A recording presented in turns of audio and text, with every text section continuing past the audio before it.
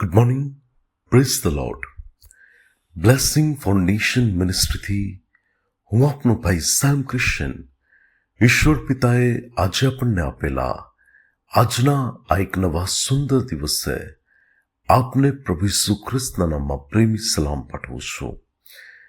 આજે આપણે ઈશ્વરના અદ્ભુત અને ખાતરીદાયક વચન પર મનન કરીશું.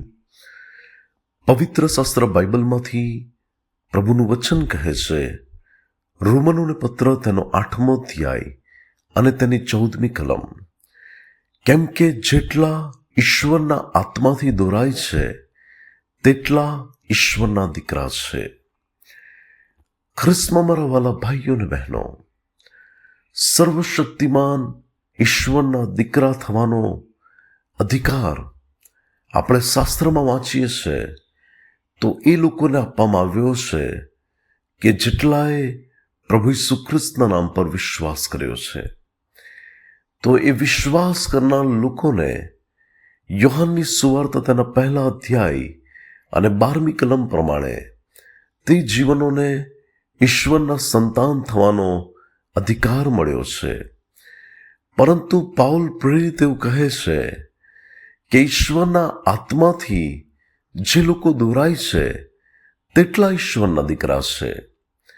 ત્યારે ભલાઓ, એ આત્મા જે સંબોધક તરીકે, સત્યના આત્મા તરીકે, સહાયક તરીકે પ્રભુ ઈસુ ખ્રિસ્તે જે નામ આપ્યું, એ આત્મા પરમેશ્વરનો આત્મા છે.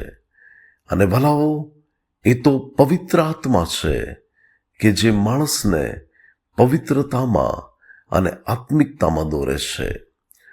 શરીરની અભિલાષાઓ એ તો ભલાઓ માણસને શારીરિક બાબતોમાં દોરે છે, પરંતુ આત્મિક વ્યક્તિ આત્મિક બાબતોથી દોરાય છે.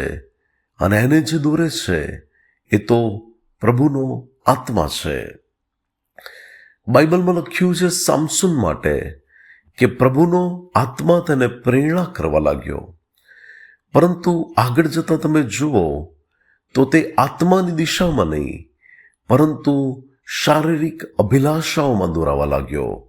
અને એક સમય આવ્યો કે પ્રભુનો આત્મા તેની પાસેથી દૂર થઈ ગયો.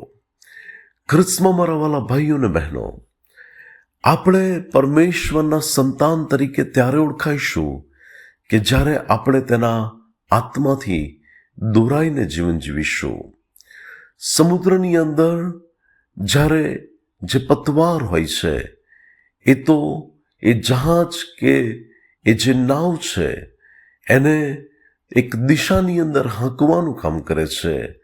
અને જે પ્રમાણે એને દોરવામાં આવે એ પ્રમાણે તે આખા એ બોટને, આખા જહાજને એ પોતાની પાછળ દોરે છે. ત્યારે ભલાઓ, એ સુકાનીની મરજી જે પ્રમાણે તેને વાળવાની હોય એ પ્રમાણે તેને વાળે છે અને એ પ્રમાણે તે આગળ વધે છે. ત્યારે ભલાઓ, આપણે આપણી મરજીથી એ આત્માને દોરી શકતા નથી, પરંતુ આત્મા એની મરજીથી જ્યારે આપણને દોરે છે ત્યારે આપણે ચોક્કસપણે આત્મિકતાની બાબતોમાં આગળ વધીએ છીએ. યહૂદીઓમાં ઘણા બધા લોકો એવો ઘમંડ કરતા હતા કે અમે ઇબ્રાહીમના સંતાનો છે, પરંતુ પ્રભુ ઈસુ ખ્રિસ્તે તેમની આત્મિકતાને વખોડી નાખી અને પ્રભુએ તેમને એક જગ્યા પર કહ્યું કે તમે તમારા બાપ શૈતાનના છો. તો પ્રભુએ એમને કેમ એ પ્રમાણે કહ્યું?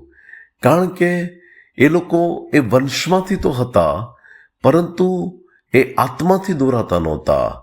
અને ઈસુ ખ્રિસ્તે કહ્યું કે તમારો બાપ ઇબ્રાહીમ એ પ્રમાણે નહોતો. ભલાઓ, એ પરમેશ્વર કે જે જાણતા હતા કે ગોત્રની બાબતમાં એ ચોક્કસ ઇબ્રાહીમના વંશમાંથી છે, પરંતુ આત્માની બાબતોમાં એ લોકો એ પ્રમાણે નથી. આજે ઘણા બધા લોકો પોતાને ખ્રિસ્તી કહેવડાવતા હોય. ઘણા બધા લોકો એમ કે અમે તો પ્રભુની ભક્તિ કરવા જઈએ છે, પરંતુ એમનું જો જીવન આત્માથી ચલાયમાન નથી થતું, પવિત્ર આત્માની દોરવણીમાં તેઓ નથી જીવતા, કારણ કે પવિત્ર આત્મા એ તો પવિત્ર છે અને તો પવિત્રતામાં દોરે છે. એ કોઈને વ્યસન કરવા માટે નથી પ્રેરણા કરતો, એ કોઈને વ્યભિચાર કરવા માટે પ્રેરણા નથી કરતો, એ કોઈ વ્યક્તિને ખોટી દિશામાં લઈ જવા માટે પ્રેરણા નથી કરતો, પરંતુ એ તો ઈશ્વરનો આત્મા છે કે જે હંમેશા પવિત્રતામાં, સત્યતામાં અને સચ્ચાઈની બાબતોમાં એ માણસને દોરે છે. ત્યારે ભલાઓ, શું આપણે આત્માથી દોરાઈએ છે? શું એ આત્માથી જીવીએ છે? પાઉલ પ્રેરિત એવું પણ કહે છે કે આપણે જો આત્માથી જીવીએ છે તો આપણે આત્માથી ચાલીએ પણ છે. ત્યારે શું આપણે તે આત્માથી દોરાઈને જીવીએ છે ને ચાલીએ છે? અને જો એ પ્રમાણે છે તો આપણે ખરા અર્થમાં ઈશ્વરના સંતાન થવાનો અધિકાર પ્રાપ્ત કરનાર વ્યક્તિ છે. આપણે ઈશ્વરના સંતાનો છીએ. પ્રભુ આજના પવિત્ર વચન દ્વારા આપણને આશીર્વાદિત કરે. આવો આપણે પ્રાર્થના કરીએ.